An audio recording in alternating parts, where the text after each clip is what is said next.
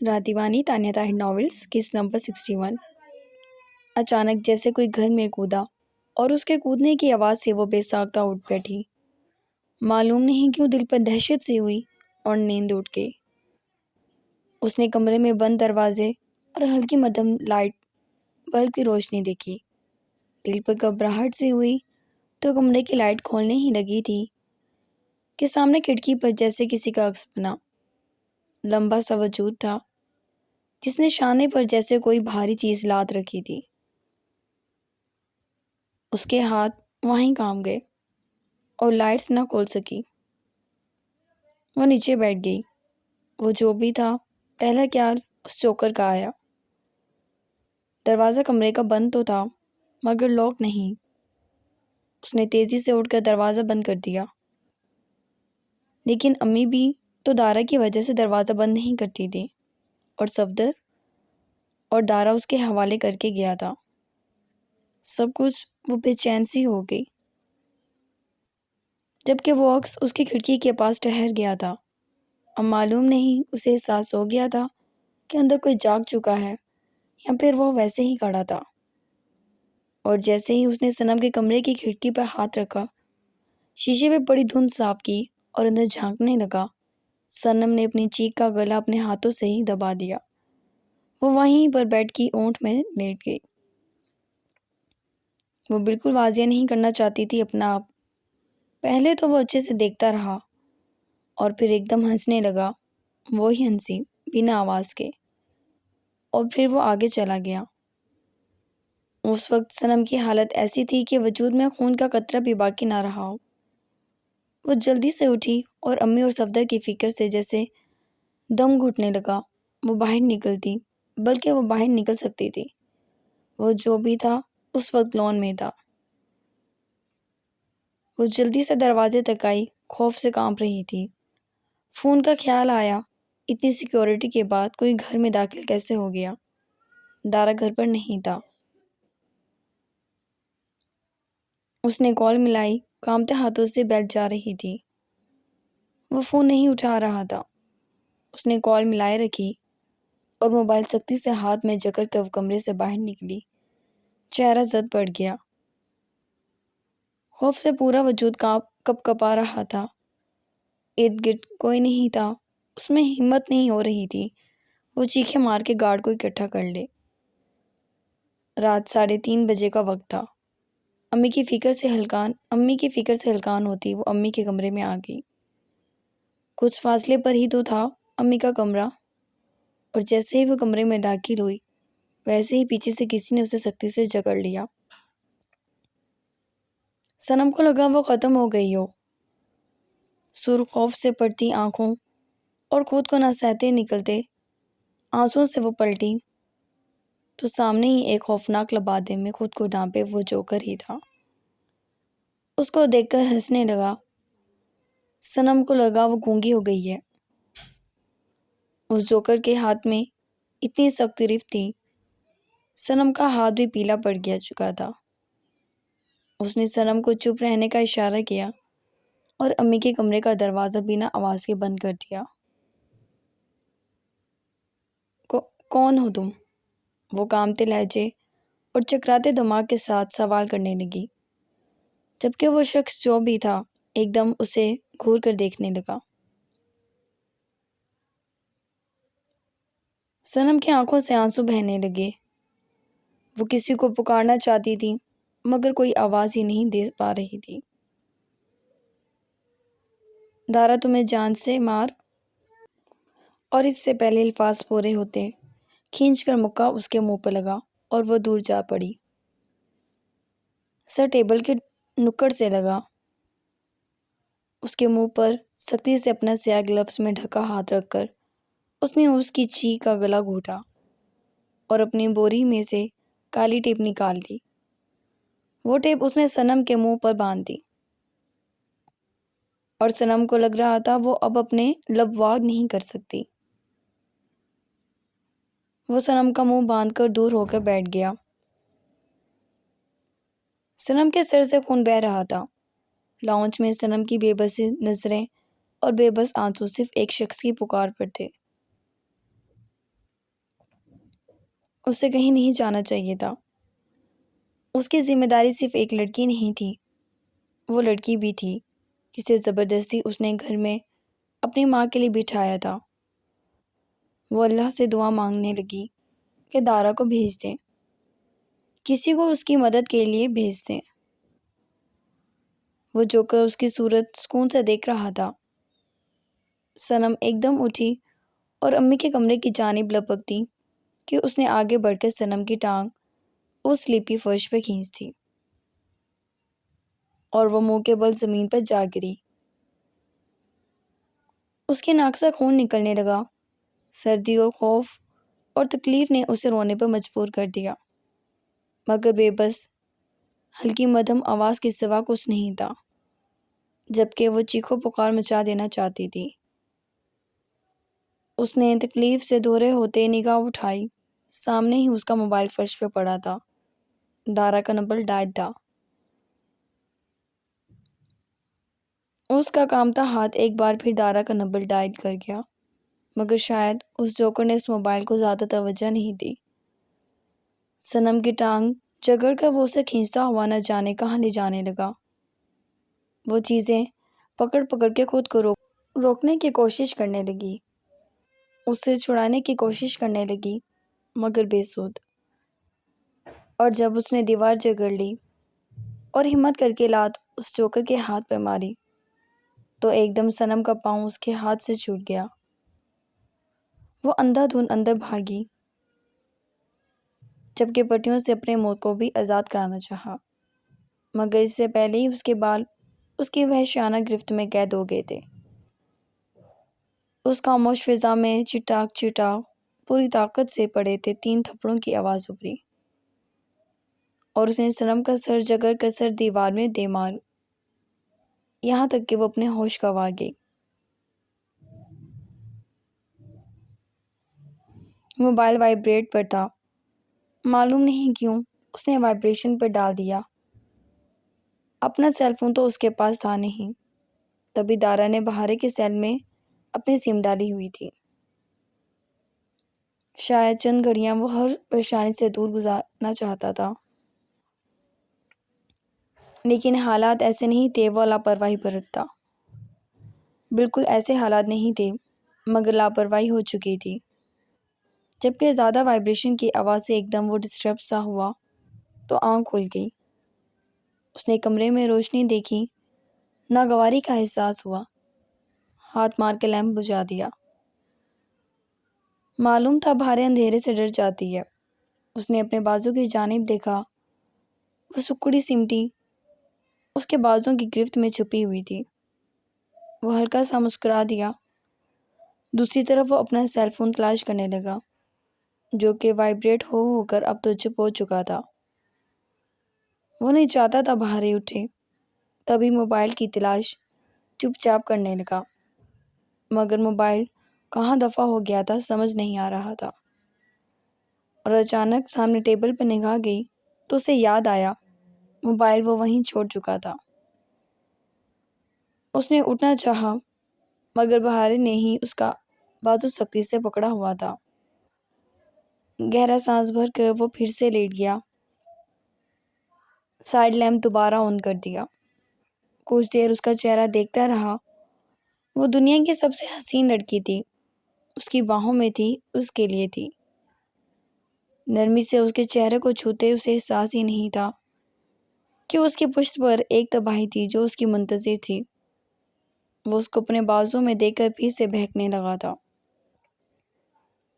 جبکہ بہارے کی بھی آنکھ اس کی ایک بار پھر منہ زور پکڑتی شدتوں پر کھل گئی۔ پورا پانی کا جگ جب اس کے منہ پہ اڈیل دیا تو اس کے حواس جیسے لوٹ آئے۔ درد سے اس کا سر، اس کی ناک دکھ رہی تھی، آنسوں سے گال تر تھے۔ اس نے محسوس کر لیا تھا اس کے سامنے اس کی موت کھڑی ہے۔ وہ جوکر اس کے سامنے آ کر بیٹھ گیا۔ صنم اسے دیکھنے لگی، سرخ آنکھیں اور وحشت سے بھرپور چہرہ۔ اگر وہ اسے قتل کر دینا چاہتا تھا تو وہ مرنے سے پہلے اس قاتل کا منہ دیکھنا چاہتی تھی۔ کامتا ہاتھ اس نے اٹھایا اور اس کا ماسک سے چھپا چہرہ اس چوکر کے ماسک سے آزاد کرانا چاہا کہ ایک چاقو سے بڑا گہرا کٹ اس کے ہاتھ پہ مارا گیا۔ وہ بے چینی سے چیخی۔ چاقو کی دھاڑ اتنی تیز تھی کہ اس کا گوشت تک کاٹ چکا تھا، لیکن چیخنے کی آواز کسے سنائی دی تھی؟ وہ تڑپ اٹھی، ایک خوش مزاج نرم و ملائم سی لڑکی، اور اس کے ساتھ ہونے والا جوہریانہ سلوک اسے بن موت مارنے کے لیے کافی تھا۔ خون بہنے لگا، مگر پرواہ کس کو تھی؟ اس نے ایک بار پھر صنم کی ٹانگ جکڑی اور اسے دارا کے کمرے کی جانب لے جانے لگا۔ کھینچتا ہوا اس کا منہ کہاں پڑ رہا تھا، اس کا سر کس چیز سے لگ رہا تھا، کوئی بھی پرواہ کے بنا وہ اسے گھسیٹ کر دارا کے کمرے میں لے آیا اور اسے اٹھا کر بیڈ پر پھینکا۔ صنم خود کو بچانے کے لیے اٹھ کر بھاگنے کی کوشش کرنے لگی، اور اسی طرح اس کے پاؤں کے گوشت کو چیرتی ہوئی ضربیں اس کو تڑپا گئی، جبکہ وہ ایک بار پھر بنا آواز کے ہنسنے لگا اور صنم کی گردن ایک دم دبوچ لی۔ صنم کا چہرہ نیلا پڑنے لگا، اتنی شدت تھی سانس روکنے لگا۔ وہ تڑپ رہی تھی، دل سے پکار رہی تھی۔ وہ بے قصور تھی، اس کا کوئی قصور نہیں تھا، وہ بس ان سب کے ساتھ رہ رہی تھی۔ وہ امی کو بچانے، انہیں چھپانے، اپنی ذمہ داری پوری کرنے نکلی تھی۔ اس نے کچھ نہیں کیا تھا، جبکہ اب اسے ایک اور تکلیف سے گزارا جا رہا تھا، اور شاید یہ تکلیف دنیا کی تمام تکلیفوں سے بھر کر تھی۔ وہ خود کو بچانے کی تگ و دو کرتی تو اس کے جسم کو چاقو سے گہرا زخم دے دیا جاتا تھا۔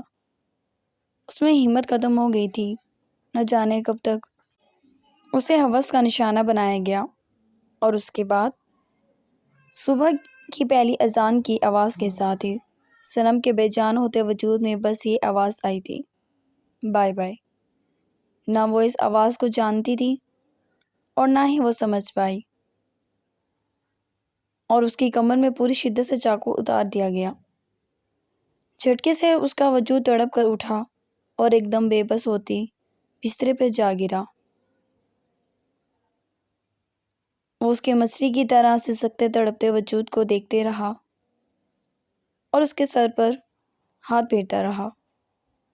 جس موبائل کا صنم کو لگ رہا تھا اسے پتہ نہیں چلا۔ اس موبائل سے دارا کا نمبر ڈائل کر کے وہ صنم کے پاس رکھ چکا تھا اور پھر ہنسنے لگا۔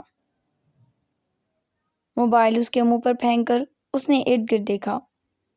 دارا کی لارج تصویر تھی، پوری ایک دیوار پہ تصویر آب و تاب سے چمک رہی تھی۔ صنم کے زخموں سے رستے خون سے ہاتھ صاف بھر کر اس نے دارا کے منہ پر وہ ہاتھ مل دیا، جبکہ تصویر پر خون سے ہی اینڈ لکھ دیا۔ دوسری طرف شیشے پہ بہارے کی سرخ لپسٹک سے اس نے بڑی ہی خوبصورتی سے تم میری ہو بہارے لکھا، اور لپسٹک پہن کر اپنی آنکھیں آخری سانسیں بھرتی صنم کے پاس آیا۔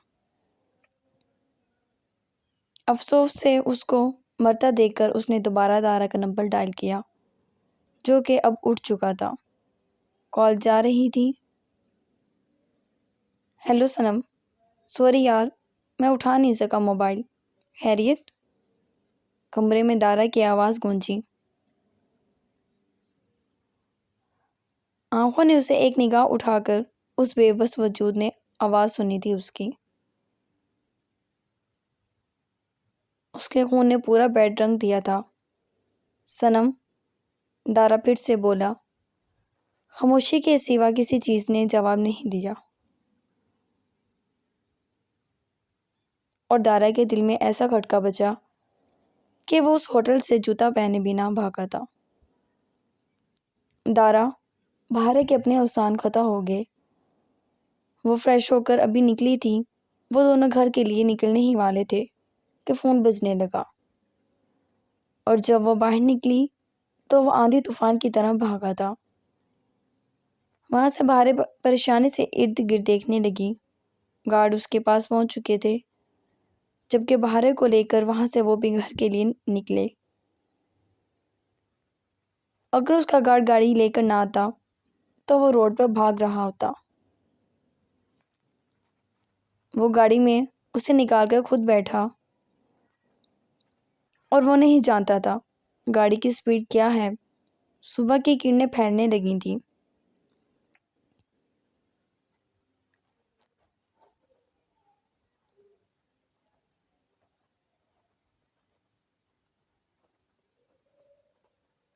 نیلا پڑتا خون سے لت پت پڑا وجود اپنی آخری سانسیں اس جوکر کی قید میں بھر کر ٹھنڈا پڑ چکا تھا۔